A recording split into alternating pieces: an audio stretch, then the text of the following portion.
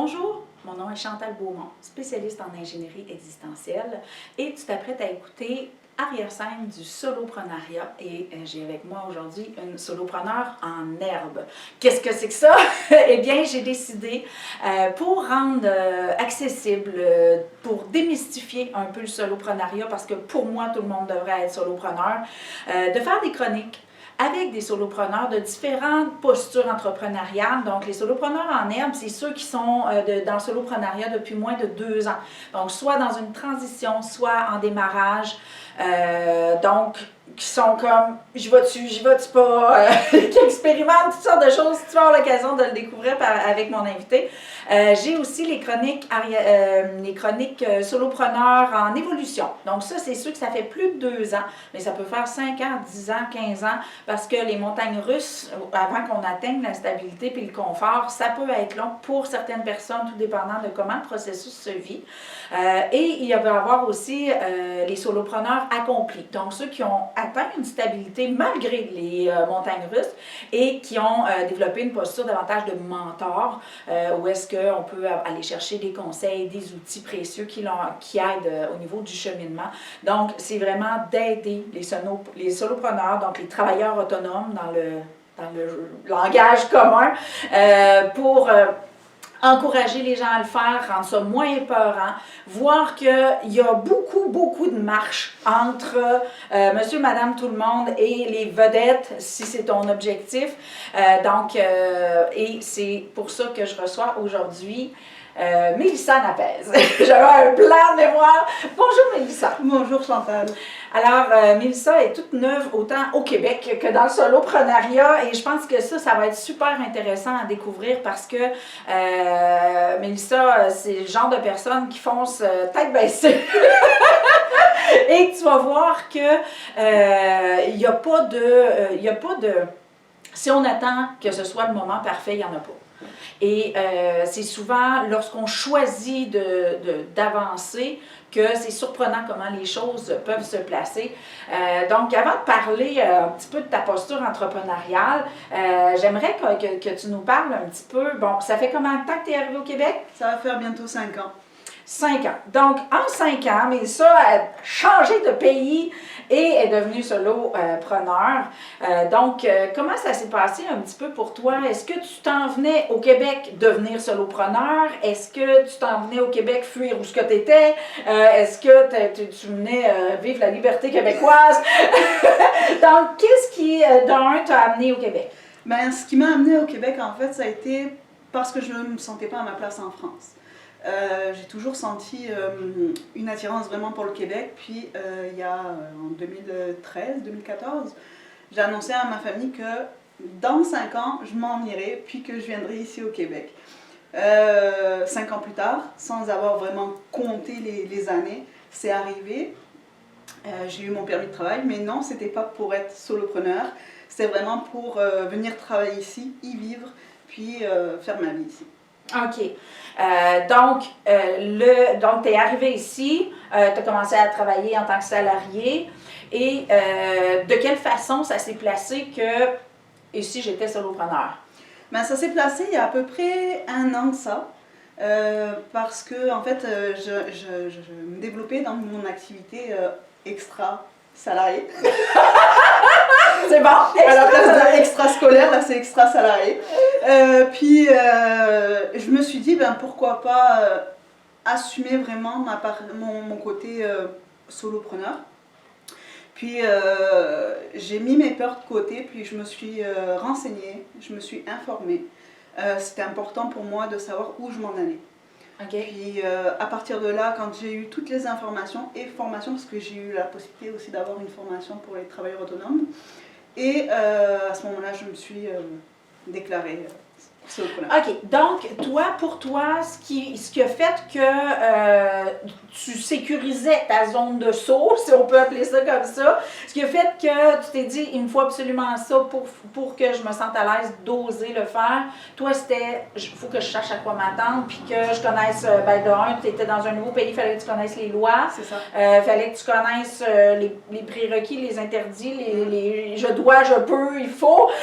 Donc, toi, t'es allé, ça a été le premier réflexe que tu as eu, Oui. c'est d'aller t'informer au niveau de la loi, au niveau des possibilités, puis au niveau des outils qui s'offraient à toi. Oui, absolument. Est-ce que tu as trouvé des outils gratuits? Oui, absolument. Quand j'ai fait mes recherches sur Internet, surtout du point de vue au niveau des impôts, tout ça, parce que c'était important pour moi de savoir à quoi m'attendre, parce que je savais à quoi m'attendre en tant que salarié, mais en tant que travailleur autonome, je ne le savais pas. Puis j'ai eu une formation gratuite avec Revenu Québec. Donc il y a un programme pour les travailleurs autonomes qui est offert. Et à ce moment-là, la personne est venue directement chez moi, puis m'a formée, a pris du temps avec moi, m'a donné les outils, m'a dit qu'est-ce qu'il fallait que je mette dans mes affaires. Puis c'est comme ça que j'ai pu savoir sur quoi m'enligner. Donc, le mythe là, que le gouvernement ne peut rien et ne veut rien pour les solopreneurs tombe, bang, bang, direct là, bang, OK? Donc, elle a eu des ressources gratuites. Et ça, n'en est qu'une parce qu'il y en a plein présentement. Le gouvernement est en train de créer un espace pour ça, tant au niveau des ressources, des lois. Il y a de l'ouverture qui se produit. Malheureusement, la peur de la bête tend à nourrir beaucoup de croyances limitantes parce que ça n'a pas toujours été le cas, je l'accorde. Mais il y a de plus en plus d'ouverture. Ils se rendent bien compte qu'ils n'ont pas le choix. Les gens veulent s'épanouir, se réaliser par eux-mêmes. Le salariat est en train de devenir désuet en quelque sorte parce que pourquoi aller travailler pour quelqu'un alors que j'ai un potentiel à offrir? J'utilise mon potentiel et au lieu que quelqu'un se prenne une cote sur mon potentiel, ben je fais la cote. Je pense qu'il y a comme une espèce d'éveil spirituel qui se fait. Et spirituel, c'est pas religieux, là, spirituel qui se fait.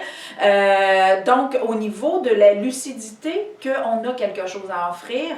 Et autrefois, c'était le concept, c'était de gagner sa vie. Donc, gagner sa vie, ça voulait dire avoir un salaire. Et avoir un salaire, ben, ça voulait dire trouver une job.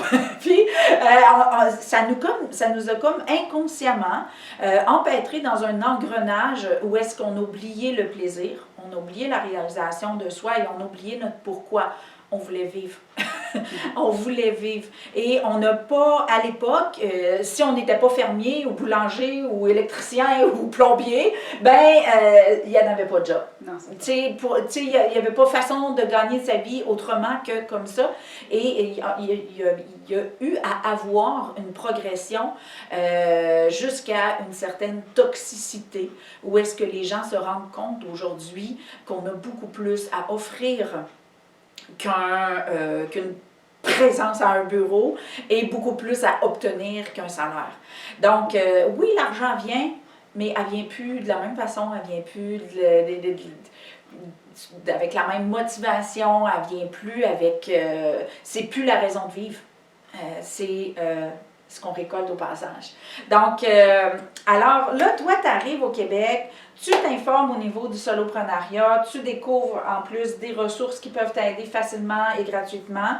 Et un coup que tu te sens solide, tu fais le saut et là, tu t'en vas dans une zone à l'époque, ben, en tout cas, de moins en moins farfelue, mais qui a pu être considérée comme un petit peu plus farfelue, mais tu fais le saut à moitié. Donc, tu es resté au niveau du salariat. Et là,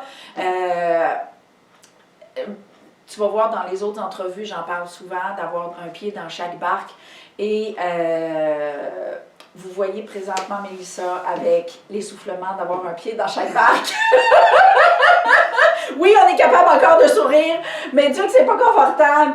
Donc, toi, contrairement à... Moi, j'ai côtoyé beaucoup d'entrepreneurs qui démarraient, qui disaient « Ah, je vais faire ça les fins de semaine » ou « Je vais faire ça comme sideline »,« Je vais faire ça pour m'amuser ». Et il y en a beaucoup dans le lot que lorsqu'ils décident de devenir solopreneur comme parallèle, le cachent à l'entrepreneur, à leur boss, à l'endroit où est-ce qu'ils travaillent. C'est la majorité des cas, c'est ce que j'ai vu. Mais Mélissa n'a pas fait les choses comme tout le monde. Elle l'a dit à son boss. Et donc, tu as été capable de combiner, de faire l'alliance sans te cacher avec ta job qui te génère un revenu et ta job qui te génère du plaisir. Exactement. Et ça fait combien de temps là, que tu fais les deux en même temps? Ça fait depuis que je me suis déclarée entrepreneur, travailleur autonome. Donc un peu moins qu'un an. C'est ça, depuis mars dernier. Ben, en mars, là, ça va faire 1 an. OK.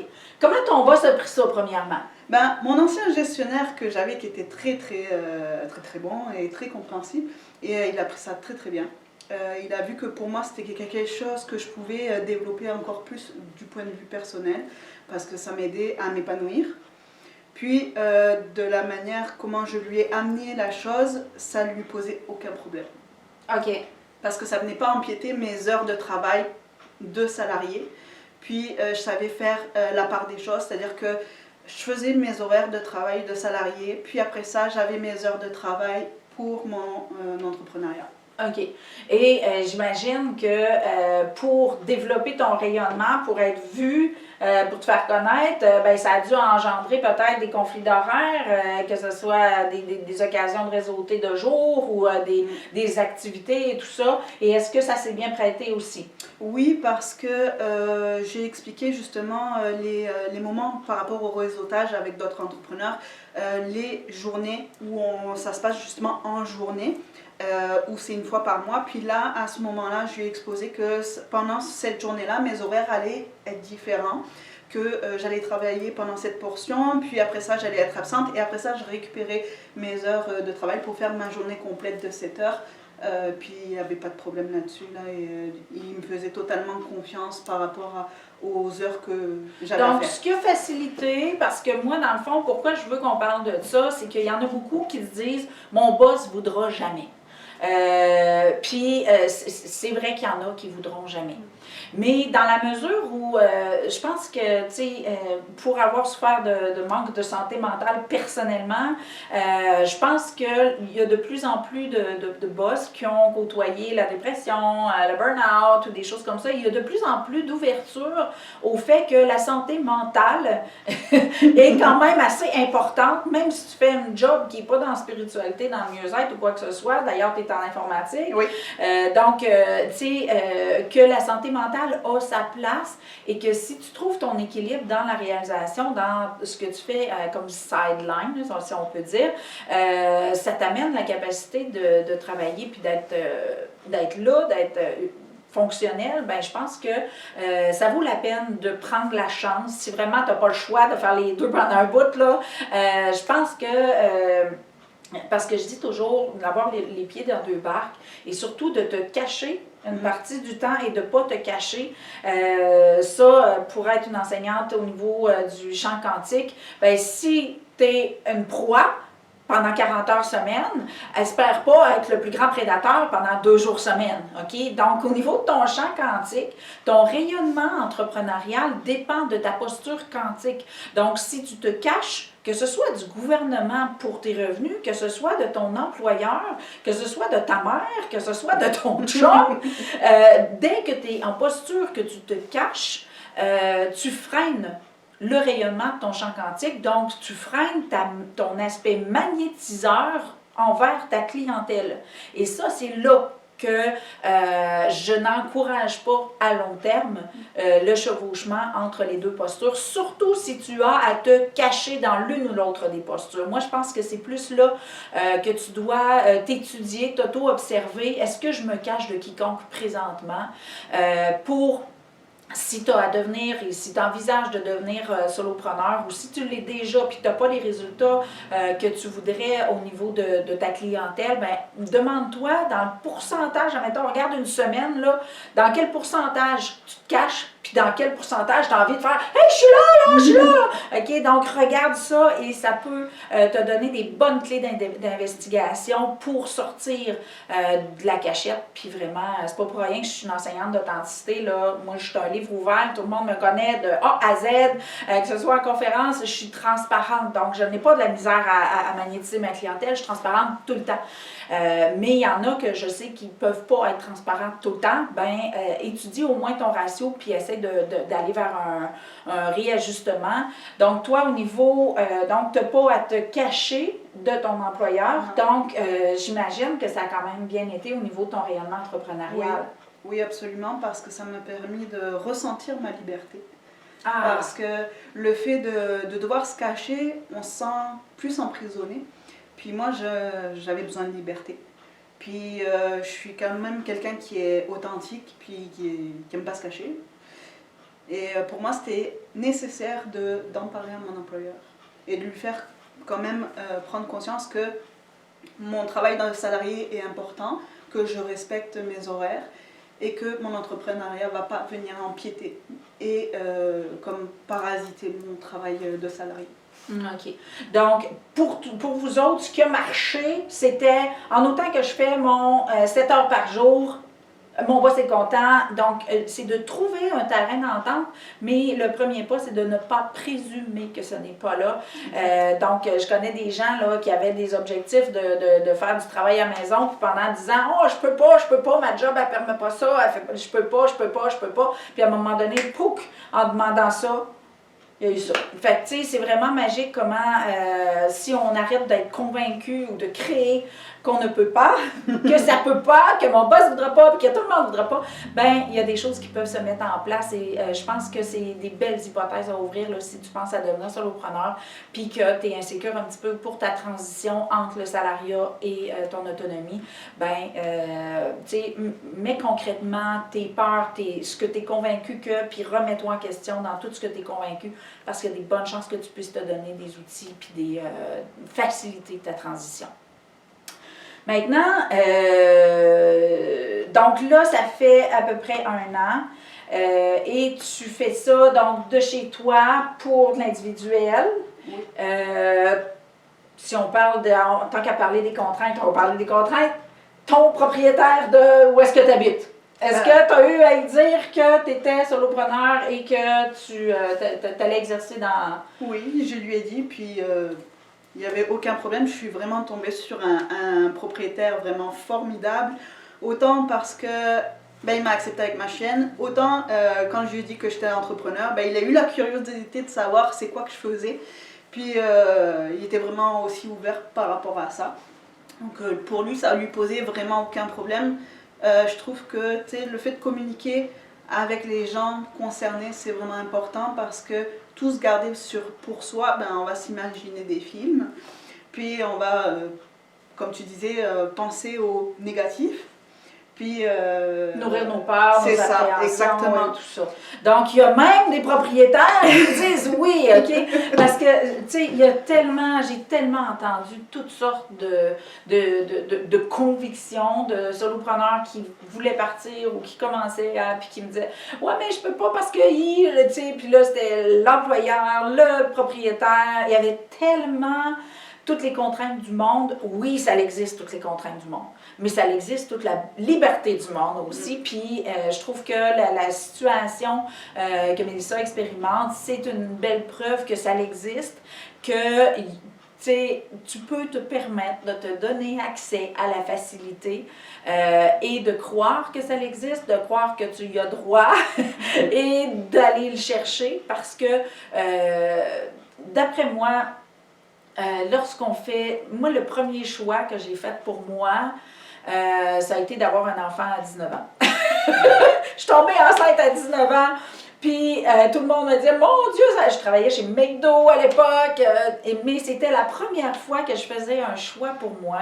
Il n'y avait personne qui allait arriver à me faire changer d'idée. J'avais décidé de garder cet enfant-là alors que j'étais toute seule. Ça faisait 3 semaines que j'étais plus avec le géniteur. Fait que, tu sais, la décision, j'avais à la prendre toute seule. Et, bien que la communication s'est faite, là, inquiétez-vous pas. Je pense que lorsqu'on se choisit, lorsqu'on choisit d'écouter notre cœur, d'écouter notre passion, c'est hallucinant tout ce qui s'est mis en place pour faciliter la naissance de cet enfant-là. Avant la naissance, pouf, il y a plein de choses qui peuvent se placer comme par magie quand tu te choisis.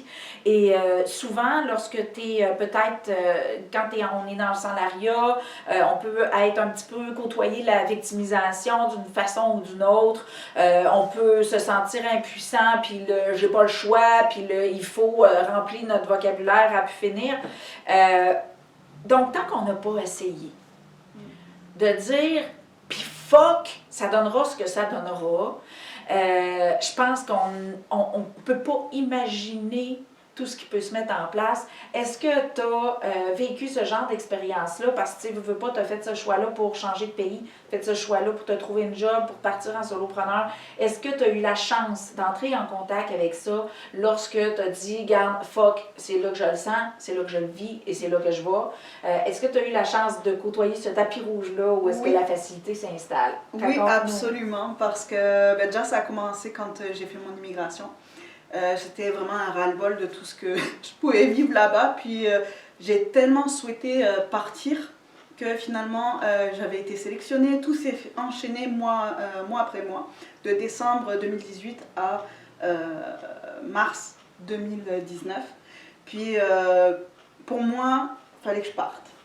Puis suite à ça, donc je suis partie, j'avais trouvé mon employeur. Donc en 3 mois, tu as appliqué puis tu es partie. Oui, exactement. Donc c'est quand même assez efficace. Ouais. En 3 mois, dès que j'ai su que mon permis de travail était en route, j'ai commencé à contacter les employeurs ici. J'ai commencé à en contacter pour avoir un logement. J'ai fait la visite virtuelle de mon futur appartement. Pareil, vu que le propriétaire, je lui avais dit que j'avais un chien, il m'a laissé ma chance. Parce que c'était un propriétaire qui ne voulait pas de chien. Puis là, il m'a laissé ma chance. Wow. Donc ça, je suis arrivée dans un appartement qui n'avait aucun meuble. Je suis partie de zéro. Et le propriétaire m'a laissé des affaires pour que je commence à me construire. Déjà là, ça partait bien. Après ça, 2022, c'est l'année où j'ai eu full cadeau de la vie. Full cadeau. Full cadeau parce que surtout c'est là où j'ai eu ma résidence permanente avec 1 an et 1 mois d'avance. OK. Alors qu'il y a 2 ans d'attente, je l'ai eu en 1 an. OK. Donc ça, plus un tas d'autres choses qui se sont passées en 2022. Et oui, le tapis rouge a été déballé. C'est juste qu'au départ, je ne le voyais pas. Puis quand j'ai enfin ouvert les yeux, puis que je voyais les cadeaux que la vie m'apportait, parce que je me mettais en avant, parce que je m'autorisais à faire les choses pour moi et à me choisir, c'est ça qui a fait que tapis rouge, je le voyais. Et on sent que ça passe serré, me choisir. Ouais. Lorsque tu le dis, on le ressent, on le capte, on le vit. Ben, en tout cas, moi, parce que j'ai eu à me choisir moi aussi un jour. Et en effet, tu avais à te choisir parce que tu as attendu longtemps avant de te choisir. Croirais-tu que cette posture-là, où est-ce que tu ne t'étais pas encore choisi, t'a aidé à te propulser dans « je me choisis ». Tu penses-tu que si tu n'avais pas été dans mon Dieu que je ferme ma gueule, mon Dieu que je me néglige, mon Dieu que tout mon univers me convainc que j'ai pas mon mot à dire, puis que tu as subi toutes les formes de persécution possibles, est-ce que tu aurais été capable de te motiver, de trouver tu sais, quand on s'emprisonne, on a besoin d'un coup de pied au cul. Ou ça nous éjecte par l'écœurite aiguë, puis c'est comme « Ah, j'en peux plus, il faut que je sorte », puis ça nous éjecte. Mais est-ce que tu penses que c'est quelque chose que les gens peuvent espérer trouver sans subir un très grand inconfort ou un accident ou un traumatisme ou quelque chose qui va les fesser pour les faire sortir de là? Parce que j'essaie de faire tomber ce mythe-là où est-ce que plus tu as mangé de la merde, plus tu vas flotter, plus tu vas t'en aller loin dans la vie. Je veux faire tomber ça. D'après moi, c'est pas obligé. Oui, ça facilite, mais toi, est-ce que tu crois que tu avais besoin de manger de la merde pour aller où est-ce que tu es là? Non, j'en avais pas besoin. Surtout tout ce que j'ai vécu depuis que je suis enfant. Puis, de serait-ce que dans ma première vie, mon début de vie d'adulte, j'avais fait le choix de ne pas suivre cette voie dans laquelle j'étais. Puis je me suis dit, non, cette vie-là, elle n'est pas pour moi. Puis je choisis de prendre ma vie en main, puis je choisis de réaliser mes rêves. Puis c'est là que tout a commencé. J'ai fait mes choix de vie, mes choix d'emploi. Et puis quand ça devenait insupportable, inconfortable, je choisissais de partir. Mais c'est vrai que j'en ai par moments beaucoup accumulé, qui a fait que il a fallu que je me rende compte que c'était tout, qu'il fallait que j'arrête là, que ça ne servirait à rien que j'aille plus loin dans cette voie-là, puis que je choisisse de changer de voie. Donc, tu dis, tu as été souvent comme c'est trop, je m'en vais, c'est trop, je m'en vais, c'est trop, je m'en vais. Dirais-tu que c'est un schéma que tu avais, qu'il fallait que tu apprivoises? Ou est-ce que tu avais des cadeaux à aller dénicher que tu as réussi à aller dénicher plus tard? Ou est-ce que tu avais à découvrir du potentiel que tu n'avais pas? Comment tu vis tous ces schémas-là, cette répétition-là de toxicité? Là? Ben, je te dirais que c'est un tout de ce que tu viens de dénoncer. C'était à la fois des cadeaux que je devais aller chercher, c'était à la fois des leçons que je devais apprendre, puis c'était surtout un moyen d'en apprendre plus sur moi.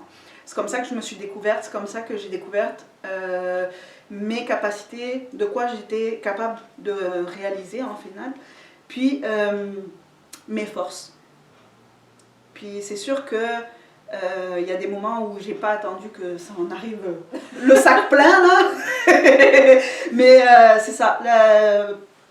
Il a fallu que je me rende compte, comme on dit, prendre un 2x4 pour me réveiller. Mais sinon, depuis ce moment-là, maintenant je suis capable de voir que quand il y a quelque chose qui me rend inconfortable, avant que ça en soit trop, que je prenne les mesures nécessaires pour que ça change.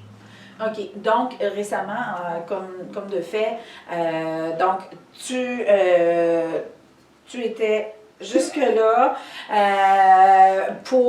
parce que, est-ce que tu dirais que ton niveau de détresse intérieure ou émotionnelle, ou peu importe, que tu côtoies là, depuis quelques semaines, est-ce que c'est la combinaison de tes deux postures, donc le salariat et l'entrepreneuriat, ou c'est vraiment la vie qui te botte le cul pour que tu te bouges puis que tu deviennes juste solopreneur? Comment tu vis la période de stress intense, de persécution que tu vis à ton travail? Donc, comment tu vis ça présentement? Ben, je dirais que oui, d'un côté, la vie me botte un peu les fesses pour que je sois un peu plus dans mon indépendance, que je sois un peu plus que j'incarne le leader qui est en moi. Leader que j'ai toujours refoulé parce qu'il y a quelques années de ça, quand on me disait ouais, tu vas diriger une équipe, même si elle était petite, je disais non. non, je suis pas capable. Puis là, ça fait un an que je suis leader de mon équipe dans mon côté salarial. Puis en fait, ce qui se passe actuellement, c'est que oui, je rencontre des difficultés qui me permettent de me remettre en question par rapport à ce que j'ai à vivre, par rapport à voir c'est quoi encore les blessures que je dois guérir. Mais de plus en plus à me pousser vers mon indépendance. OK. Puis je trouve ça intéressant, tu souleves le point que tu vis des inconforts dans le salariat, mais ça te confronte à des choses que tu as à travailler sur toi. Exact. Et là, ça, c'est important de le comprendre. Quand je dis que devenir solopreneur, ça fait partie de la vie comme l'adolescence, comme devenir parent, puis je sais que je suis tannante avec ça, mais je veux que ça soit clair. C'est que si tu ne le fais pas dans le cadre du solopreneuriat et que tu es payé pour évoluer par le biais de ta clientèle, ben ça va se faire dans ton milieu de travail, mais ton évolution personnelle va toujours te courir après. Parce que toutes les illusions qu'on se crée en faisant de nous, peu importe ce que l'on croit que l'on est, une victime, peu importe comment tu t'es défini, mais si tu t'es défini autrement que la chose la plus extraordinaire du monde, ben il y a un problème, OK? Et la vie va t'amener tout ce qu'il faut pour que tu le découvres. Puis que ce soit dans le cadre du salariat ou du soloprenariat, ça ne te lâchera pas. Parce que cette illusion-là est ce qui nourrit le désespoir et c'est ce qui fait que quelqu'un meurt à petit feu. Et je trouve que c'est la pire des morts. Tu sais, c'est d'arrêter de vivre. La pire des morts pour moi, c'est d'arrêter de vivre. Et je me souviens, avant que je sois solopreneur, j'ai été 10 ans adjointe de direction générale dans une entreprise, puis ma boss ne se respectait pas dans ses limites, donc comme de fait le corps a flanché à un moment donné, donc je me suis retrouvée comme seule au bureau et elle faisais le strict minimum de la maison. Puis je me suis attirée une grande persécutrice pour m'éjecter de ce bureau-là. Et c'était comme... Et là, j'avais appelé ma boss. J'ai dit, là, c'est là. Puis là, elle a dit, qu'est-ce que tu ferais si je serais pas là? Là, faut que tu te débrouilles sans moi. J'ai dit, si t'étais pas là, je crisserais mon camp. Donc, tu sais, et je pense que malgré, à l'époque, toute la conviction que je mettais dans mon persécuteur me persécute, je sais aujourd'hui que j'entendais juste ce qui me poussait à sortir de là.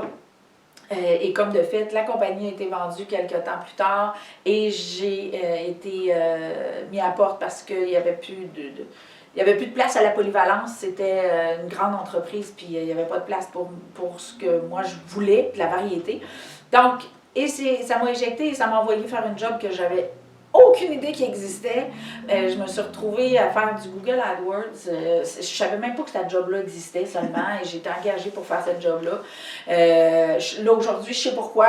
Comme toutes les épreuves qu'on a vécues dans notre vie, tous les jobs qu'on a eus dans notre vie, c'est dans le soloprenariat que, pouf, ça fait un package.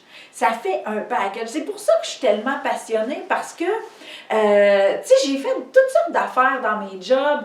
Puis je me disais, tu sais, live, tu te dis, c'est donc bien fucké de faire ça, ou tu comprends pas pourquoi tu fais ça. Puis là, tu arrives dans le soloprenariat, puis tu fais comme, Je vais te donner un exemple très concret. Quand j'étais justement adjointe de direction générale, l'entreprise a déménagé. Je sais pas si tu sais tout ce que ça implique, un déménagement commercial, là, mais et j'ai eu à faire les plans de l'archivage au sous-sol.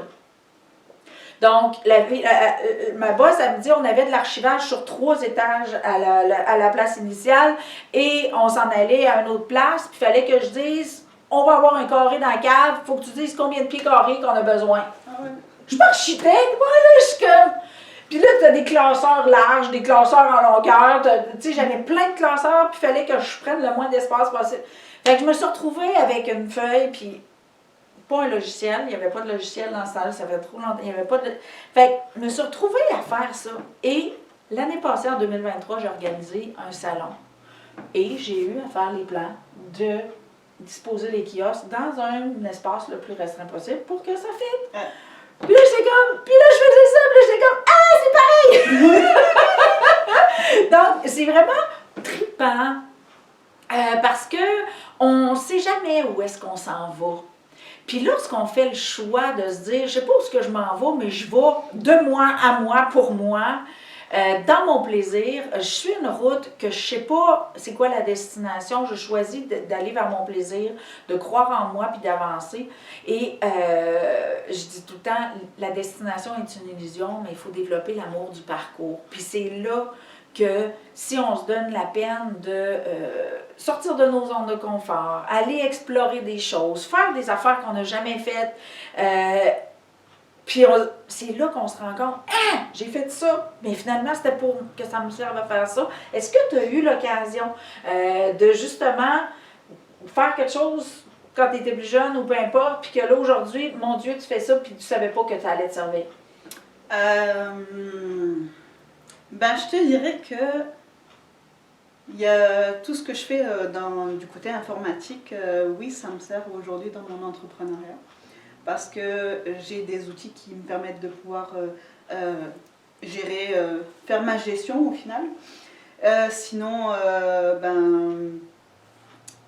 il y a des choses que j'ai pu mettre en place qui est, entre autres, actuellement, je faisais des accompagnements d'utilisateurs pour quand ils reçoivent leur nouveau ordinateur. Puis là, je fais des accompagnements dans mon entrepreneuriat. Donc ça se rejoint. Oui, puis un autre aspect farfelu aussi, tu as été en contact avec, parce que Mélissa fait des soins énergétiques, elle travaille dans l'énergie et tout ça. Ça, c'est quelque chose que tu as effleuré, puis qu'il a fallu que tu éjectes avant que ça puisse revenir et que tu puisses enfin faire un autre coming out. Donc, comment tu sais, qu'est-ce que ça t'a coûté à l'époque de mettre de côté tes facultés médiumniques et comment tu as été capable, je sais, est-ce que tu as été confronté au pardon ou est-ce que tu as été confronté à j'ai peur que ça ne revienne pas? Tu sais, comment tu as vécu, là, je me ferme à ça parce que tu avais plus ou moins le choix et je me réouvre à ça parce que tu le choisis?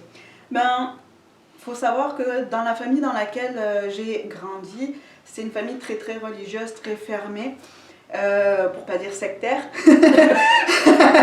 Puis en fait, mes dons de médiumnique étaient vus comme le mal.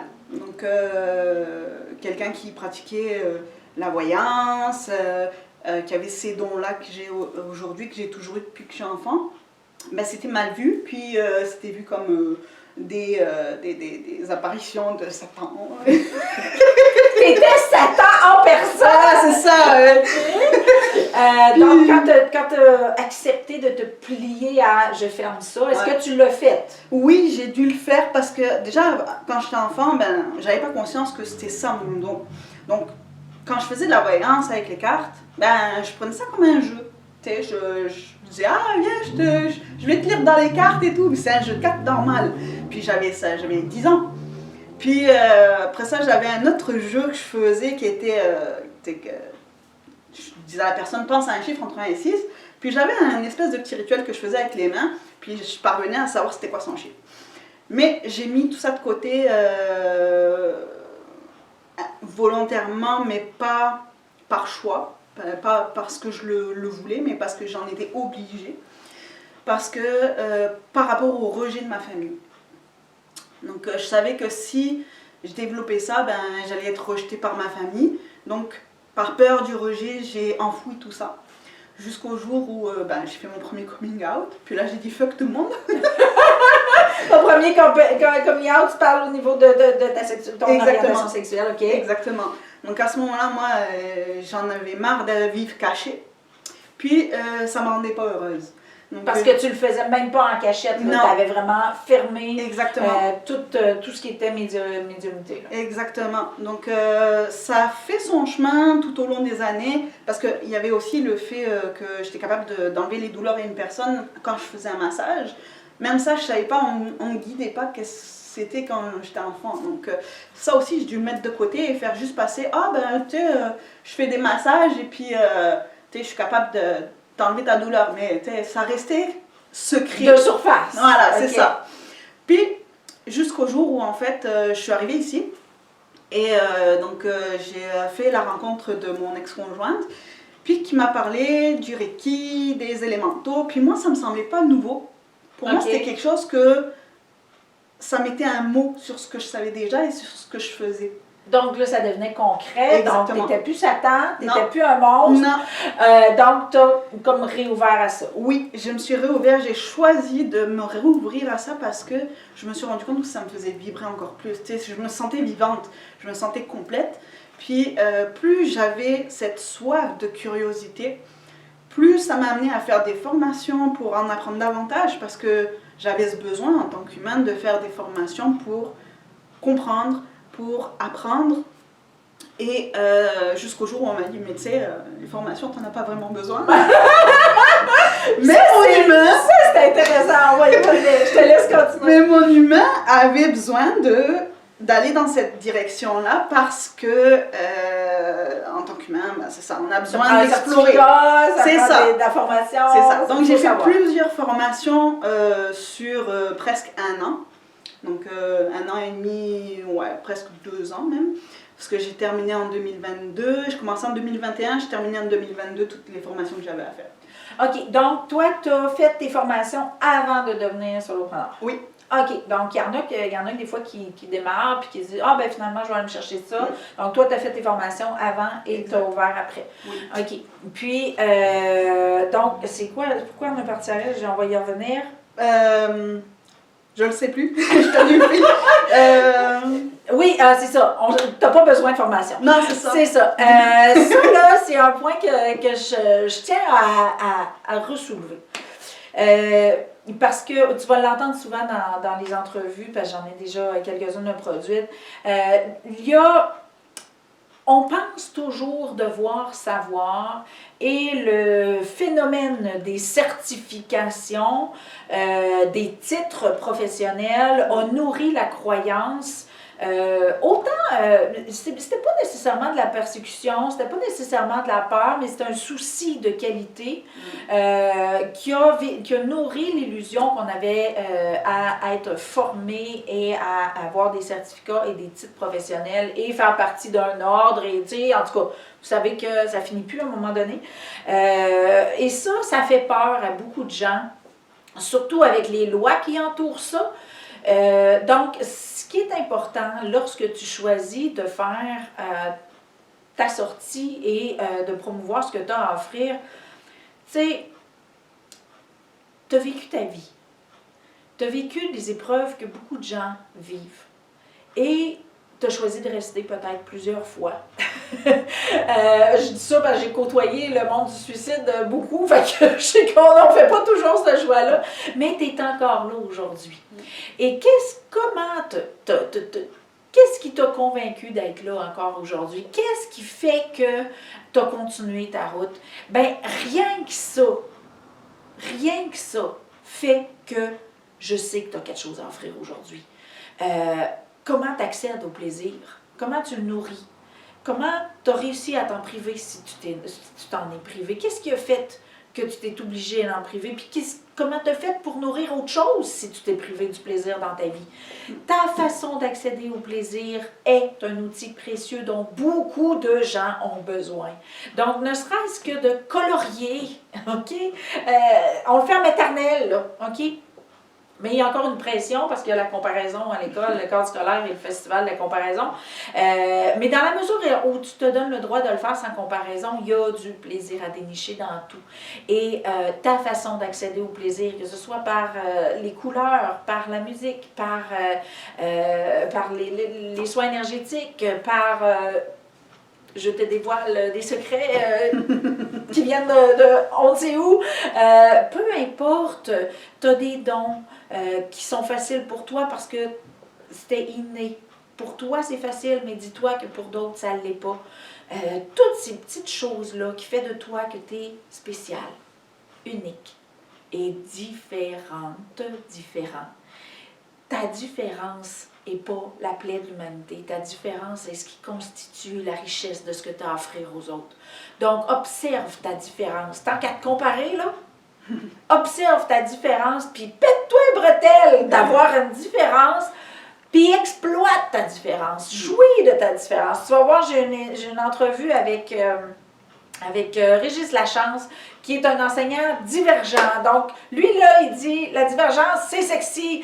Donc, oui, la différence qui fait de toi un être unique et ce que tu as de mieux à offrir aux gens. Et il n'y a personne qui va exiger un certificat pour ça. Et pour moi, il y a déjà beaucoup de gens qui attendent tes outils à toi. Donc, ne tarde pas. Et si tu ne les vois pas encore, demande-le autour de toi. Tu me trouves-tu bizarre? Tu me trouves-tu différent? Tu me trouves-tu spécial? Pourquoi tu veux être mon ami? Tu sais, tu as le droit, là, tu es entouré de ta famille, tes amis, le monde avec qui tu travailles. Va voir ceux qui te parlent, va voir ceux qui ne te parlent pas. Demande-leur pourquoi tu ne me parles pas. L'autre, pourquoi tu me parles? Sois curieux de qu'est-ce que les gens ont fait de toi et qu'est-ce que tu peux faire de toi, parce que souvent on ne voit pas ce qui fait de notre différence quelque chose de confortable ou d'inconfortable. Et c'est là que tu dois te repositionner pour faire de ta différence quelque chose d'unique dont les gens ont besoin. Ça ne peut pas être tout le monde. Ça ne fera jamais unanimité. OK? Jamais. Donc, je pense que tu as eu l'occasion aussi de le vivre, que quand même que tu essaieras d'être n'importe quoi. Tu ne peux pas plaire à tout le monde. Donc, comment te dealer avec ça, le fait qu'il y en a qui t'aiment, il y en a qui t'aiment pas, il y en a qui te rejettent, il y en a qui t'adorent. Comment tu deals avec ça? Ben, je te dirais que les personnes en dehors de la famille, qu'ils m'apprécient ou qu'ils ne m'apprécient pas, je m'en suis toujours fichue, en fait. Okay. J'avais ce détachement qui faisait que ben, si tu m'aimes pas, tu m'aimes pas. Ça ne va pas faire grand-chose à ma vie. Puis moi, je continue ma route, ça ne va pas me freiner. Puis, il y avait un point que je voulais ajouter par rapport à ce que tu disais, c'était que quel que soit, oui, les personnes qui vont vouloir te dire, ouais, mais t'as fait telle formation ou t'as fait telle certification, c'est pas important. L'important, c'est toi, comment tu te sens. Puis tu verras que les personnes qui vont venir à toi, elles vont s'en foutre que tu aies des certifications ou pas, là. Elles vont venir te voir parce que tu as quelque chose à leur apporter.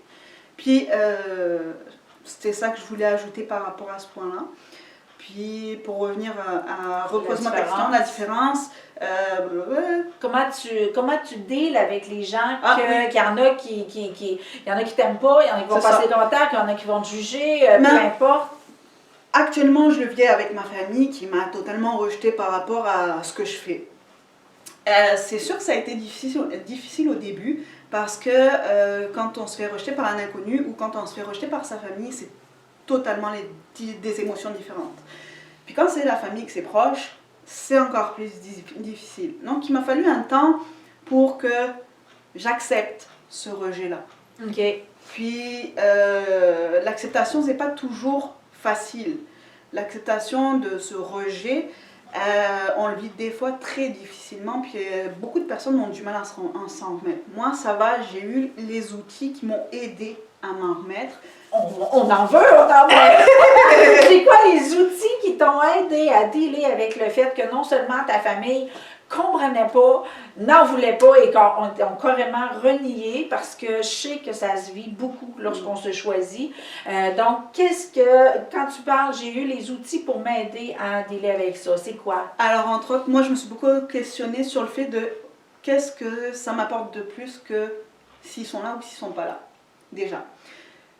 Est-ce que ça m'apporte un plus qui soit présent ou non? Puis après ça, l'autre outil que j'ai utilisé, c'était la flamme violette. Alors ça, c'est un outil de transmutation, donc c'est un outil alchimiste qui permet vraiment de changer ce qu'on veut, transmuter ce qu'on veut. Puis quand j'ai vécu ce rejet-là, que c'était une peine immense que je ressentais, je me suis dit non, je ne vais pas rester comme ça. OK. Puis là, moi, j'ai travaillé avec la flamme violette. Puis quand je l'ai fait, dans les 5 minutes qui ont suivi, j'allais déjà mieux. Okay. Émotionnellement, c'était moins intense, beaucoup, beaucoup moins intense. Puis ça m'a permis d'accepter la situation.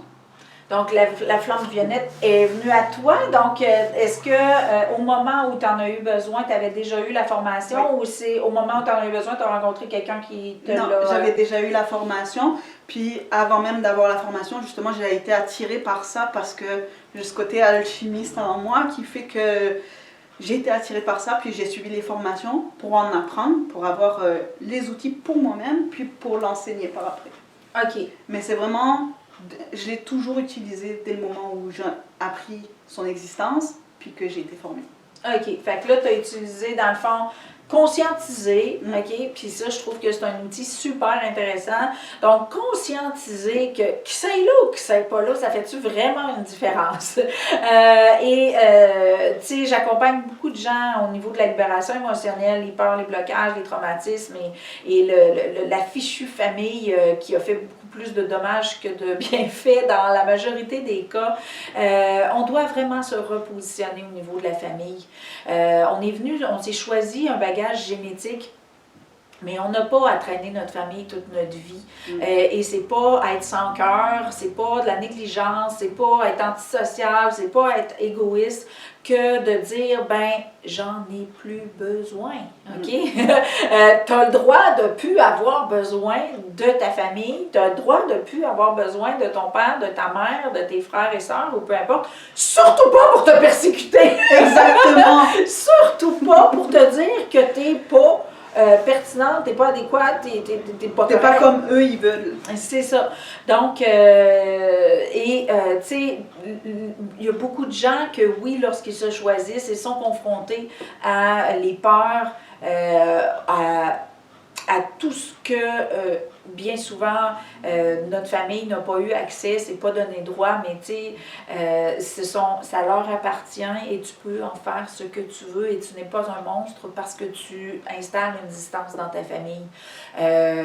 C'est un lien biologique et l'amour peut continuer d'exister sous une autre forme, mais ton autonomie ne doit pas ne doit pas souffrir de ton désir de proximité ou d'amour avec tes proches. Tu peux les aimer à distance, mais les empêcher de ne pas t'aimer. Parce que dans le fond, lorsque tu permets à tes proches de te persécuter, tu t'infliges un manque d'amour.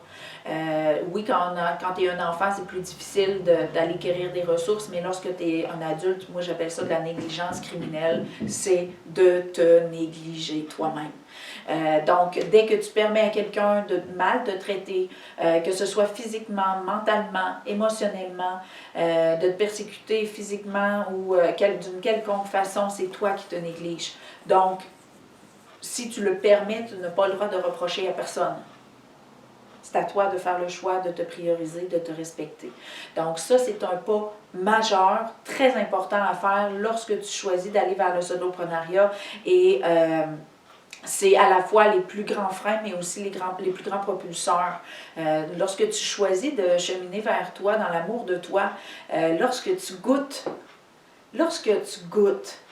la première fois où tu te choisis, ça a-tu été pour ton départ d'Europe, ça a-tu été pour ton coming out, ça a-tu été pour ton soloprenariat, ça a été quand pour toi la première fois où tu as goûté « je me choisis » puis « fuck you all ».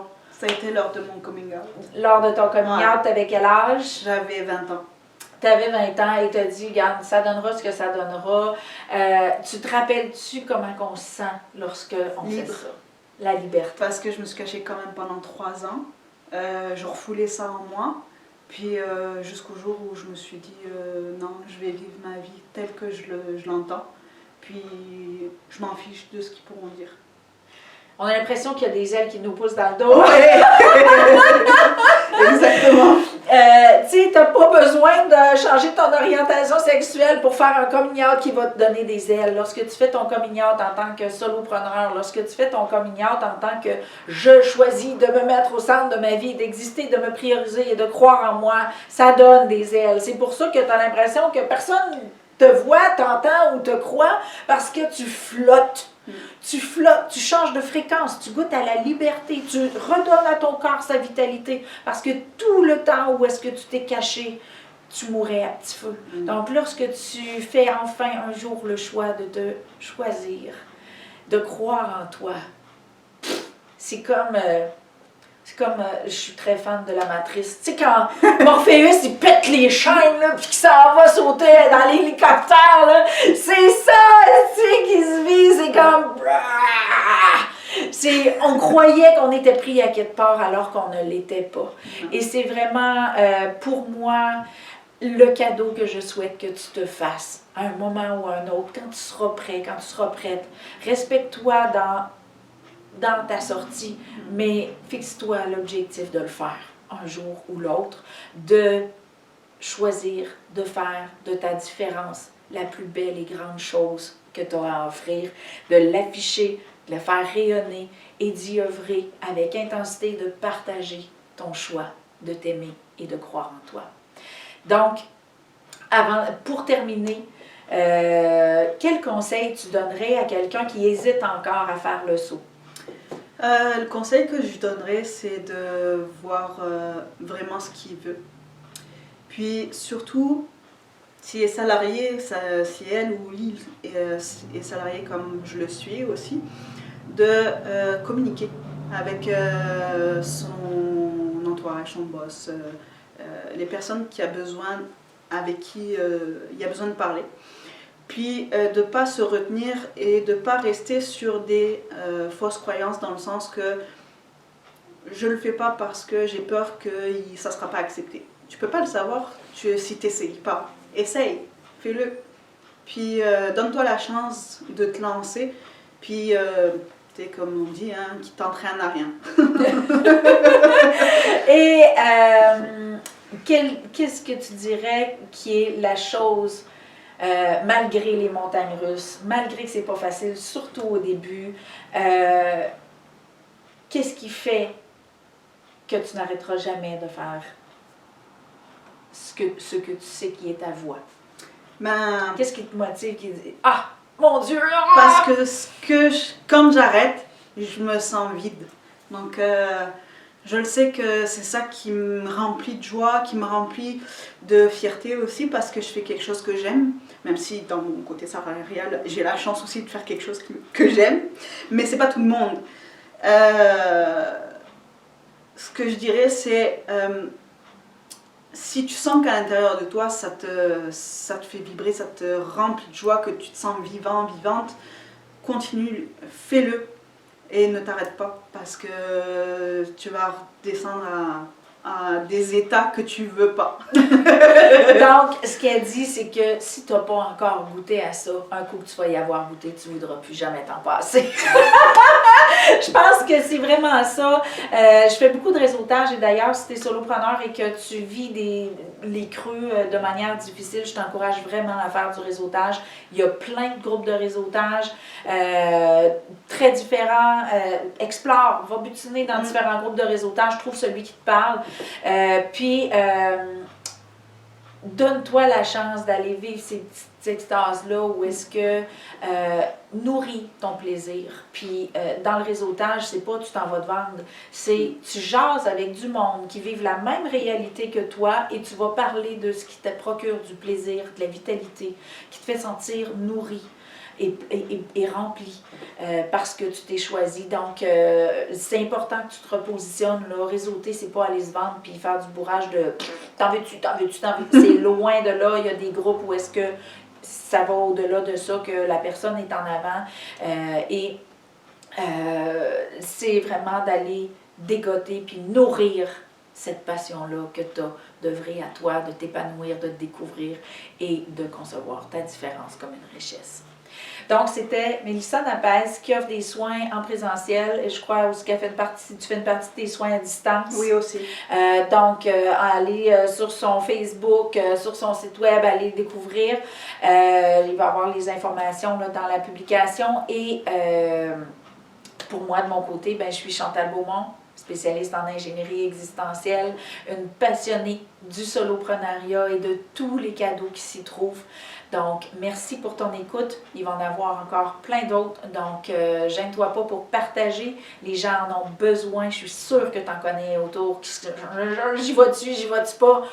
Partage et ensemble, on va faciliter cette émergence-là. Donc, bonne journée.